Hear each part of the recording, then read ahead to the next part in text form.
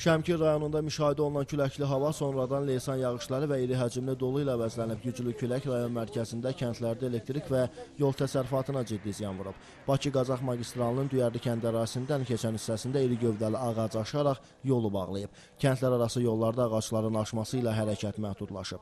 Bir saata yaxın əsən güclü küləkdən sonra Şəmkirdən geriyə bu görüntülər qalıb. Güclü külək nəticəsində iri gövdəli ağaclar aşaraq 6 kəndi birləşdirən yolu bağlayıb. Hazırda sakinlər alternativ yollardan istifadə edirlər.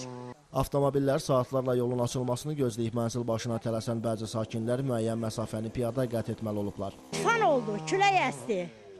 Ona görə də çınar qırılıb, yola çıxıbdı. Biz də piyada gedirik. Nə ayraq, canın sağ olsun. Olan işte fəlakətdir. Güclü külək səbəbi ilə rayon mərkəzində, eləcə də Muxtariyə, Düyərli, Zəyəm-Cırdaxan və Xuluf kəndlərində fərdi yaşayış evlərinin, sosial obyektlərin dam örtüyünü külək qoparıb. Düyərli kəndində iri gövdəli ağac yardımcı tikilinin üzərinə düşüb. Elə qışqırıq qofdu ki, olmaz ki, önü külək apardı. Elə gəldik ki, elə yazığın bütün nəyi var, dağıdıb. Evin belə yolun ortasındadır. Bütün baxdı və ev eşiyi, heç nəyə qalmayıb. Buradaydım mən. Mən buradaydım. Külək başlayanda qaçdım, evime etdim. Eve qaçdım. Əgər altda qalsam getmişdim. Tüm ağaçların hamısı burulğan qasırğını gəldi getdi onu. Biz nə armalıyıq?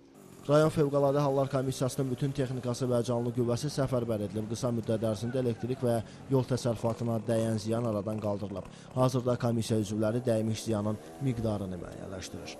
Bildirmək istərdim ki, dolu nəticəsində, eyni zamanda güclü külək nəticəsində Şəmkir rayonunun Zəyəm-Cırdaxan və Tatavlı kəndində təsərrüfatlara ziyan dəymiş, əkin sahələrinə ziyan dəymiş. Eyni zamanda Şəmkir şəhəri başda olmaqla müəyyən yaşayış məntəqələrində ağaclar qırılaraq yolları kəsmişdir. Düyərli kəndində 2 ağac aşaraq magistral ipək yolunu kəsmiş ki, bunda nəticəsində qısa müddətdə olsa avtomobillərin hərəkəti dayandırılmışdır.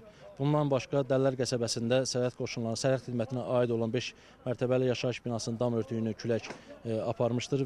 Güclü külək və qasırğa Tovuzun bəzi kəndlərində də fəsadlar törədib. Yağışın ardından yağan dolu nəticəsində Kirən, Köynəqala, Böyükqışlaq və bir sıra kəndlərdə təsərrüfat sahələrinə ziyan dəyib. Daha çox kartof sahələri yararsız hala düşüb. Analoji hal Gədəbəydə də yaşanıb. Sakinlərin qazancı yeri olan kartof sahələrinə xeyli ziyan dəyib. Külək rayonunda yerləşən avtomobil məktəbinin dam örtüyünü də uçurub, elektrik naqillərinə qismən ziyan dəyib.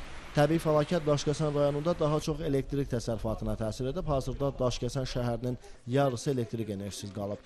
Qasırğa bir neçə yaşayış binasının dam örtüyünü də kənara atıb.